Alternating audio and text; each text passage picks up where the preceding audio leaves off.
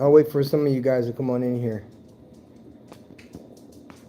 I'll wait for some of you guys to come on in here because maybe we should yap about this a bit.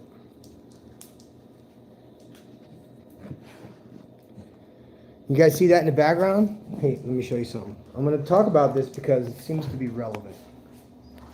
You got dogs? Bring your dogs with you. Okay. Now, look closely, you guys. See what I had to do there?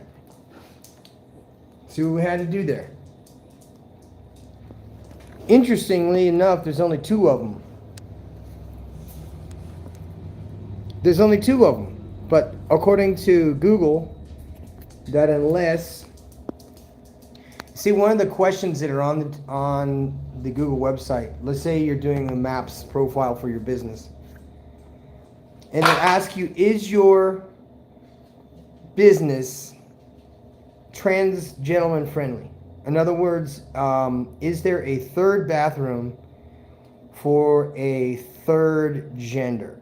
Now, I went as far as to do this.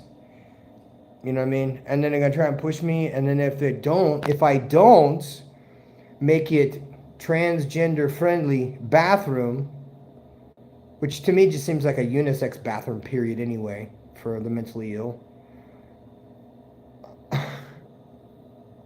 then they throttle your Google Maps. They won't even list it. It'll be invisible to the world.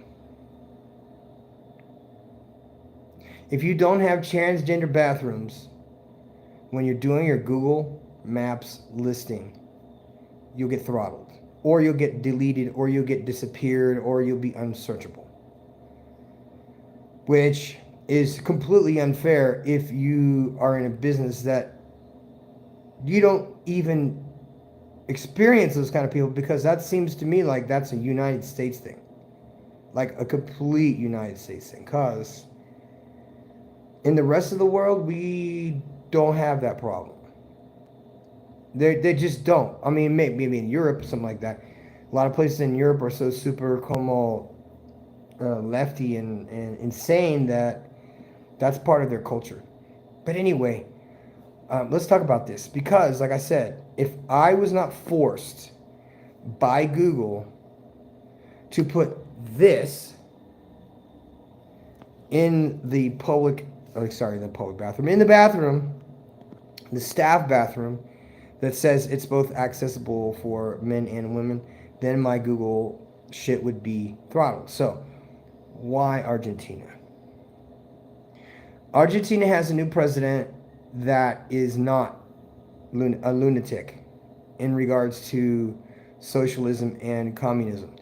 You guys don't know, all this liberalism and all this transgenderism and all this veganism and all this atheism and you name it, ism, communism and socialism are usually at the base of it all, because what it does is it changes themes. It changes themes from time to time to time. Like right now, it's Israel and Hamas. And what was it 2 months ago? For the last 2-3 years, it was Russia versus Ukraine. Isn't that strange? You know what cured the coronavirus? Was a war with Russia and Ukraine.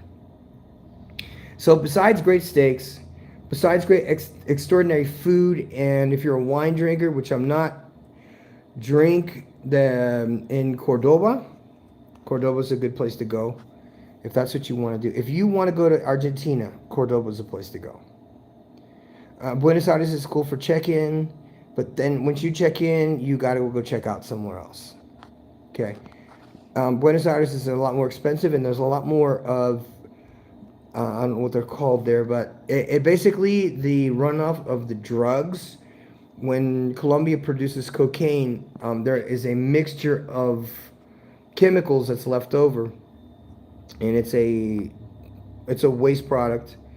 They collect it and transport it in tanker trucks and drive it to Argentina, and then make this stuff that's like, it's called bazooka, which I'm not sure if it's adulterated crack, but it just makes the homeless like fucking off the chain, like Costa Rica. Good God, Costa Rica.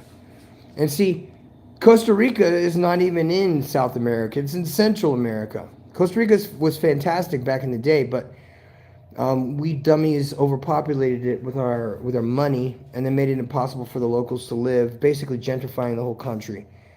Not a good move, but some of us made out on it, and some of us didn't. Like one of the reasons why I don't even live there now is because it's just overrun by foreigners that bought up all the properties and made it expensive there. So what happened in Argentina? Argentina took on socialism as its government. As a result, hyperinflation occurred and made literally where you could go get a 5-cent cup of coffee every day and a $2 steak suddenly went from 5 cents to $5, and a $2 steak just suddenly went up to $60. So you can see why. For one, socialism doesn't work. It just makes people dead at the end of the day. And communism definitely does not work because its intention is to control and manipulate, divide and conquer, and then eventually destroy and kill. So that's why communism doesn't work. I mean, if you're going to sit there and listen to these people who think that communism is a good idea, have never had hunger in the nighttime, have never gone to bed hungry, and do not know what they're about to experience. So, like I said, Argentina is a good option now because it's still got the U.S. dollar and it has the peso. The peso is useless. They're about to change the way they. In fact, you could look at Argentina as a model for the United States in the future, because here we have a lackey on this side, and then you have somebody who's going to take over who's absolutely serious about not being corrupt and putting the country back on track and all that political bullshit. But I'm looking at it from a passport bro perspective. A guy who doesn't make a ton of money. If you go to live in Latin America, when you go to live in Latin America, your cost of living is now 30% of what it used to be. And that's a good deal. So if you think right now it's a bad time to go to Argentina, it is a bad time, because what's going to happen. No, it's not a bad time ever go. You know what I mean? It's just not. The economy doesn't affect you because you don't live there. But the minute that you move there and you go to sign a lease on an apartment, you're going to find out, okay, yeah, well, I'm just going to tell you guys, in the past, I could rent a house for $100 a month. A house in a nice area. Those days are gone. Not because Argentina is gentrified like Costa Rica, because it's exactly what happened to Costa Rica, and it's completely our fault. No, not our fault. Your fault, not mine. But at least you know that when you go to Argentina, the dollar or whatever peso is going to be in play in the next year or so, and the dollar is basically going to be king. They're going to Argentine peso is going to go away. They'll change some other currency, and then they'll pump and dump that shit. So right now they're dumping it. They're dumping it. They're dumping Argentine peso so that it loses its value. In the morning, they go to exchange money, and they go in the afternoon to exchange money, because that's how volatile. I'll give you an example. All right. You see this electric bike? This electric bike costs 9,000 pesos.